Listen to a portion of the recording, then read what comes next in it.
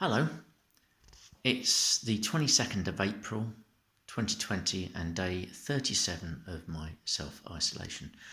I'm in a different location this time. I'm in my dining room. Yeah,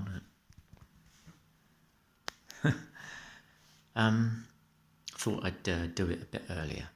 I'm in work clothes again because I've been busy.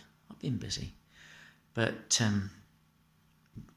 Dave, in particular, has been asking to see the Cigar Box guitar, we're not quite there because I've had another change of heart, and I might go for the adjustable neck. I'll explain. So, right now I'm holding this around the other way. I don't know if you can see this. Right, so there's the box. As you hopefully can see, it says Texas. Cut a sound hole with a lone star because it's Texas. That's where the bridge is going to go. Here's the neck, which I've put fret markers in. I put the tuners in today. And it was a bought neck because I didn't fancy doing frets on my first Cigar Box guitar. And I started off intending to do an adjustable pitch to the neck, and then I watched the Chicken Bone John video where he suggested that even using this sort of bridge was not for the beginner. And well, so I then thought, and the other thing is that having started off thinking that I would make a principally acoustic instrument, I then took a look at the box, realised it was very shallow and probably inappropriate to make an acoustic instrument. Purely, so I think it's going to be more aimed at being more of an electric sort of instrument. But anyway, I've just opened up the box to show you what it looks like. There we go. Now then, it's a bit more complicated than the norm, perhaps. But the idea is that the bridge, when it's on top of the box, will sit there and screw into these blocks. Can't see if you can see what I'm looking at. Right, into these blocks here. Meanwhile, the neck can move up and down.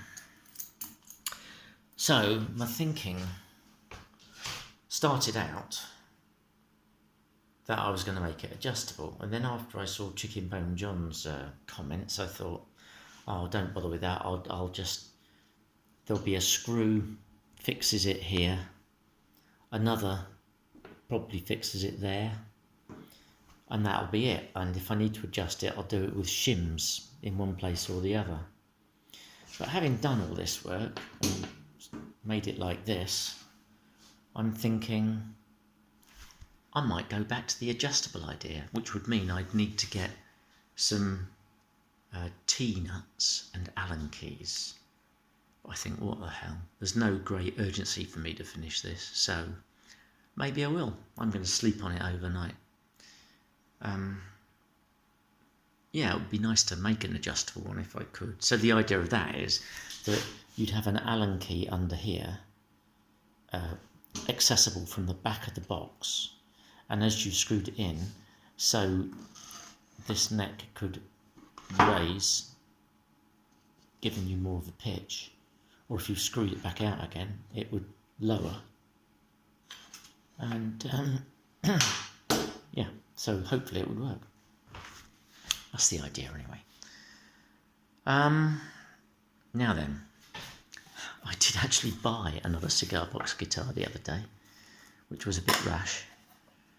I didn't really need it, but I saw it on the interweb. I thought it was quite nice.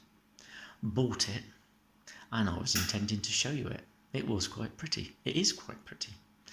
But my next door neighbour, who's got interested in this stuff, he's got it at the moment. Sold it to him, assuming he wants to keep it. If he doesn't want to keep it, he doesn't have to keep it. But, you know, it's just that I saw him playing these cheapo things that he had that didn't have frets in them. This one had frets. It was nicely made. So I suggested to him that he sells the cheapo ones and possibly has that one. And he's gone for it. So, you know, if he changes his mind, that's fine. It can come back. I'll repay him. It's not a problem because I liked it. In the meantime, I've already got 2 3-strings upstairs, nice ones, and I'm making this one, so that'll be number 3.